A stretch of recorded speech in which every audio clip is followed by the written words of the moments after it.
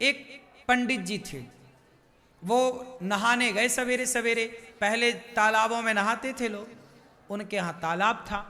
तभी वहीं पर तालाब में एक धोबी था, कपड़े धुल रहा था। राजा का धोबी है, तो राजा का धोबी तो थोड़ा रहेगा ना घमंड। भाई मैं राजा का, प्रधानमंत्री का ड्राइवर प्रधानमंत्री से ज्यादा घमंड में रहता है। मैं प्रधानमंत्री का ड्राइवर हूं भाई।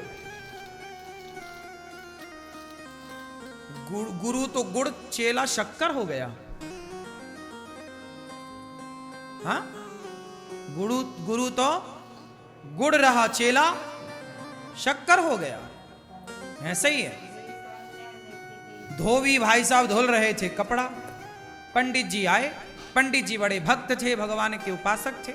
आए, रोज नहाने आते थे, आज भी नहाने आए। अच्छा, उनका नियम था नहाने के बाद सूर्य भगवान को, पहले के लोग नदियों में जाए ना तो नदियों में ही जल चढ़ा देते थे, तालाब में जाए तो तालाब में ही सूर्य भगवान की तरफ मुंह करके सूर्याय नमः आदित्याय नमः। जब पंडित जी जल चढ़ाने लगे तो धोबी ने कपड़ों को जोर जोर से पीटना स्टार्ट किया। तो जो कपड़ों का गंदा छीटा जल था, छीट नहीं पड़ते, कपड़ों का निकलता है, वो गंदा पानी पंडित जी की अंजलि में जाके गिरा, हाथ में, और उसी से वो सूर्य भगवान को अर्घ दे रहे हैं। तो सूर्य अर्घ में उस जल में वो कपड़ों का धौमन गिर रहा था, गंदा पानी। जबकि धोबी को चाहिए ये था कि जब कोई जल चढ़ा रहा है तो जरा 1 मिनट के लिए भैया रोक लो कि जल पूरा हो जाए। पंडित जी तो जल चढ़ाते रहे, पंडित जी भी ना रुके, वो अपना जल चढ़ाते रहे, सूर्याय नमः आदित्य, पानी गंदा पड़ता रहा। ये दृश्य भगवान ने देखा। भगवान नारायण लेटे लेटे देख रहे हैं, अरे बड़ा गलत कर रहा। सुदर्शन को आदेश दिया, सुदर्शन जाओ जाओ धोबी का सिर काट के लाओ। सुदर्शन चले धोबी का सिर काटने। जब तक सुदर्शन भगवान पहुंचे तब तक पंडित जी की पूजा हो गई पूरी। और जो पूजा पूरी हुई, पंडित जी ने बोला, क्यों रे नालायक, मैं पूजा कर रहा था, तुझे दिखाई नहीं पड़ रहा? 2 मिनट रुक नहीं सकता? गंदा पानी डाल रहा। अब पंडित जी जो लड़ाई शुरू की है। धोबी बोला, मैं कम हूं क्या, मैं क्यों काम रोकूं? तुम दूर नहीं जा सकते उस वाले घाट में, तुम्हें भी यहीं आना था। अब सुदर्शन भगवान को आदेश क्या मिला था? भगवान ने क्या बोला? सुदर्शन से जाओ धोबी का सिर काट के आओ। अब सुदर्शन जी आए तो वहां तो लड़ाई चल रही थी पंडित जी में और धोबी में। सुदर्शन घबराए कि भगवान ने कहा है कि धोबी का सिर काटना है, इन दोनों में धोबी कौन है ये कंफर्म नहीं हो रहा। सुदर्शन वापस चले गए। भगवान ने पूछा, हो गया सिर काटने का काम? अरे प्रभु ये तो बताओ कि उन दोनों में धोबी कौन है? धोबी तुम्हें नहीं पता? अरे बोले दोनों वो लड़ रहे थे। अब दोनों जब लड़ रहे, दोनों का स्वभाव एक सा है तो कैसे पहचाना जाए? आप भी तो धोबी की तरह हो गए।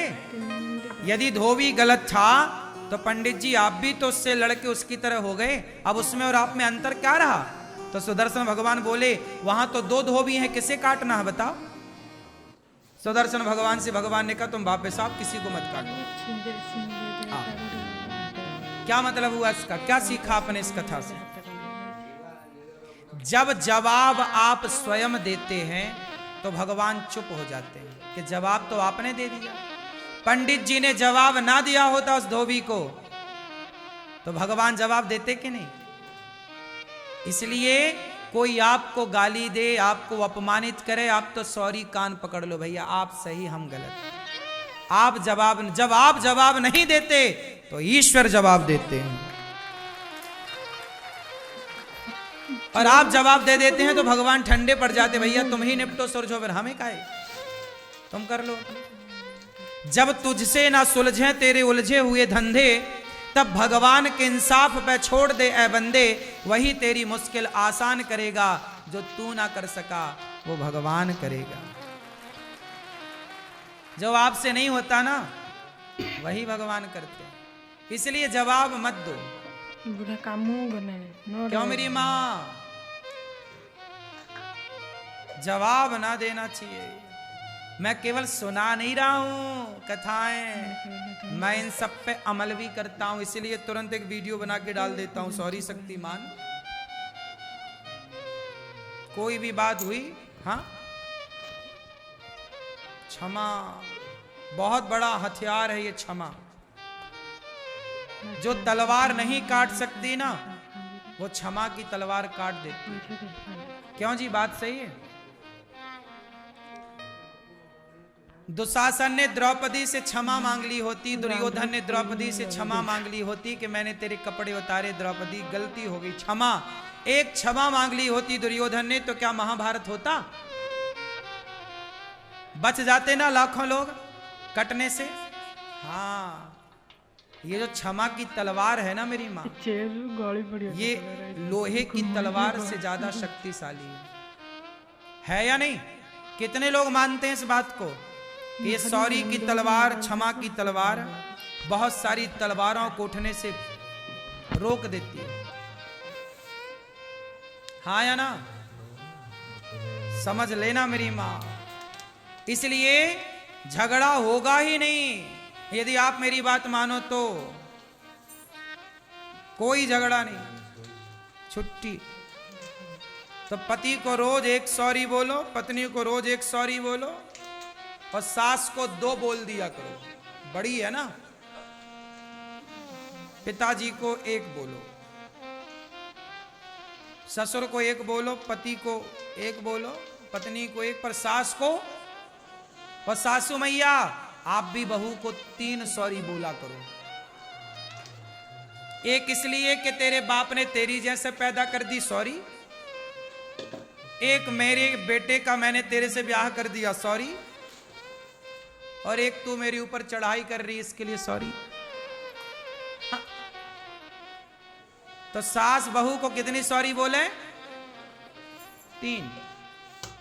अब सॉरी नहीं बोलो मैया तो फिर लड़ो बहू से, फोड़वाओ सिर अपना। वो तो जवान है, बलवान, एक मारेगी तुम्हारे दांत टूट जाएंगे 3-4। या तोड़वाओ अपने दांत।